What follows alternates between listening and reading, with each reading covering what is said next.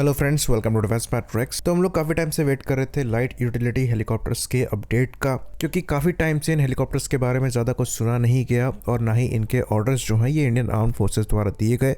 तो फाइनली एक अपडेट निकलकर सामने आया है जो कि कुछ इश्यूज़ को पॉइंट आउट करता है, साथ ही साथ इंडियन डिफेंस फोर्सेस के प्लान्स को भी पॉइंट आउट करता है जो कि इन हेलीकॉप्टर्स को लेकर है। तो पहले हम एक पॉजिटिव अपडेट की बात कर लेते हैं।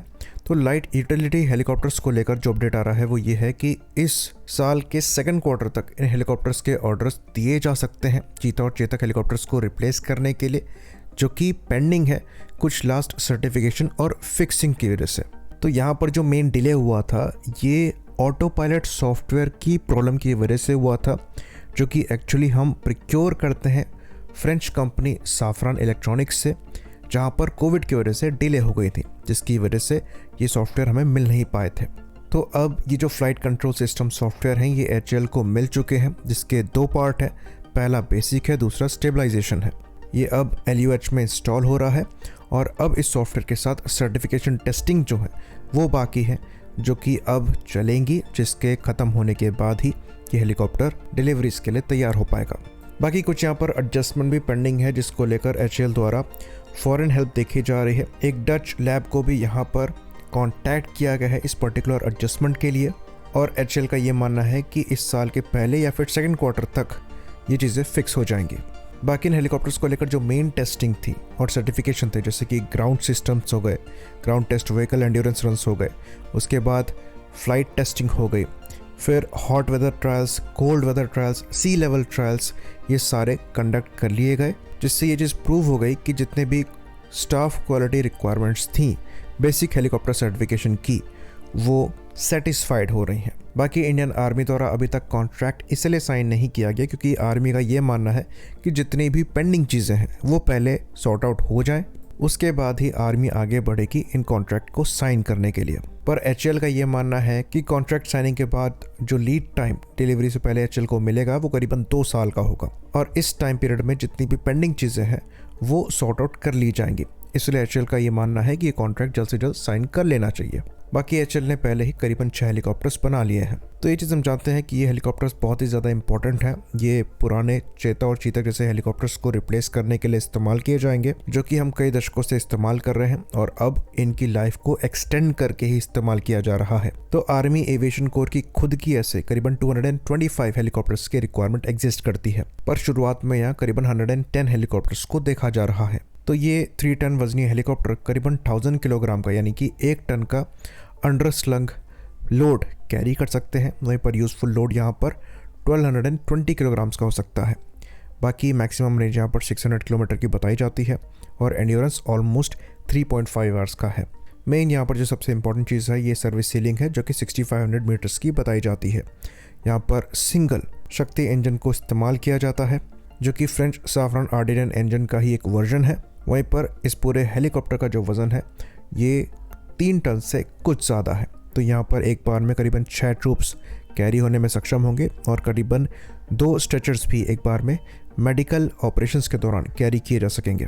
तो कुछ दिनों से LCH और LUH के ऑर्डर्स को लेकर आर्म्ड फोर्सेस पर ब्लेम आ रहे थे कि आर्म्ड फोर्सेस जानबूझ के इनके ऑर्डर्स नहीं दे रही हैं और ये चीज़ ड्रैग हो रही है।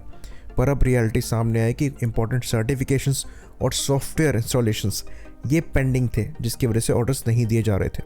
तो यहाँ पर अब गलती किसकी है, ये सवाल उठता है। तो यूज़र तो डेफिनेटली अपनी बेसिक रिक्वायरमेंट्स के हिसाब से हेलीकॉप्टर लेगा, और अगर बड़े ऑर्डर्स यहाँ पर देखे जा रहे हैं तो वो तभी दिए जाएंगे अगर यूज़र इनकी परफॉर्मेंस से सेटिस्फाइड हो। यहाँ पर एचएएल की बात करें तो इनकी भी पूरी गलती नहीं है, क्योंकि इन हेलीकॉप्टर्स में कई थर्ड पार्टी कंपोनेंट्स लगे हुए हैं। तो अगर वहाँ से डिले हो रही है तो इसमें एचएएल कुछ नहीं कर सकता, क्योंकि एचएएल के लिए भी चीज़ें नई हैं।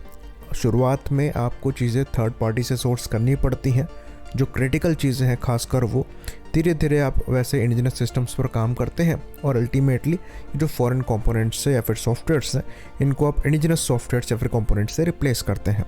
तो ये एक टाइम टेकिंग प्रोसेस है और एचएएल के लिए ये चीज़ नई है, इसलिए सब कुछ वो बनाएंगे ये एक्सपेक्ट करना भी गलत है। वहीं पर आर्म फोर्सेस की साइड भी अगर देखी जाए तो यूज़र के तौर पर उन्होंने अगर किसी से कोई चीज़ ऑर्डर करी है तो वो एक्सपेक्ट करेंगे कि उनकी जो बेसिक रिक्वायरमेंट है जिसके हिसाब से वो पे कर रहे हैं, कम से कम उस कंडीशन में जो कंपोनेंट या फिर हेलीकॉप्टर, एयरक्राफ्ट जो भी वो ऑर्डर कर रहे हैं उनको डिलीवर हो। बाकी अगर कोई चीज़ एचएएल से इंडियन आर्मी या फिर एयरफोर्स ने ऑर्डर करी है तो आर्मी और एयरफोर्स डायरेक्ट एचएएल से डील करेगी, किसी भी थर्ड पार्टी से डील नहीं करेगी। तो एचएएल की रिस्पॉन्सिबिलिटी है कि अगर वो कहीं से कोई भी कंपोनेंट या फिर सॉफ्टवेयर सोर्स कर रहे हैं तो वो समय पर उनके पास हो, ताकि उनका प्रोडक्ट यूज़र्स को समय पर डिलीवर हो पाए। तो जो फ्रिक्शन हम एचएएल और आर्म फोर्सेस के बीच में देखते हैं ये एक तरीके से नेचुरल है, क्योंकि यहाँ पर कंडीशंस भी कुछ ऐसी हैं। इवन जो हमारे इंडिजिनस फाइटर प्लेटफॉर्म है वहाँ भी कई सॉफ्टवेयर और कंपोनेंट्स बाहर से ही हम सोर्स करते हैं और उन पे एचएएल का बहुत ज़्यादा कंट्रोल नहीं है। तो एचएएल की भी यहाँ पर थोड़ी रिस्पॉन्सिबिलिटी बनती है कि अगर वो थर्ड पार्टी से कोई कंपोनेंट सोर्स कर रहे हैं और वहाँ पर डिले की वजह से वो अपने यूज़र्स की रिक्वायरमेंट को समय पर पूरा नहीं कर पा रहे हैं तो उन्हें प्रोएक्टिवनेस दिखानी पड़ेगी प्रोजेक्ट मैनेजमेंट को लेकर, और इन प्रॉब्लम्स को पहले ही आइडेंटिफाई करके उन्हें सॉर्ट करने के लिए अपने फॉरेन पार्टनर्स से बातचीत स्टार्ट कर देनी चाहिए। सिमिलर केस हम तेजस के केस में भी देख रहे हैं, जहाँ पर इंजन की वजह से इम्पॉर्टेंट प्रोडक्शन जो है वो पेंडिंग पड़ा हुआ है और यूज़र वहाँ पर परेशान है। तो ये चीज़ हम आपको बता दें कि ऐसी सिचुएशन खाली एचएएल की नहीं है, कई इवॉल्विंग डिफेंस मार्केट जो है वो ये परेशानी फेस कर रहे हैं। इवन साउथ कोरिया के केस में भी ऐसी परेशानियां हैं, उनके खुद के जो डोमेस्टिक प्लेटफॉर्म है उनमें भी कई कंपोनेंट्स बाहर से ही आते हैं, लेकिन उनके केस में आपको प्रोएक्टिवनेस और दूरदर्शिता दोनों दिखाई देगी। और शायद इसलिए कोविड के बाद भी KF-21 बुरामा जैसे प्रोग्राम समय पर चल पा रहे हैं। आई होप इन्फॉर्मेशन यहाँ पर क्लियर रही हो। इसी बात पर इस वीडियो को हम ख़त्म करेंगे। लाइक करिए, सब्सक्राइब करिए। जय हिंद।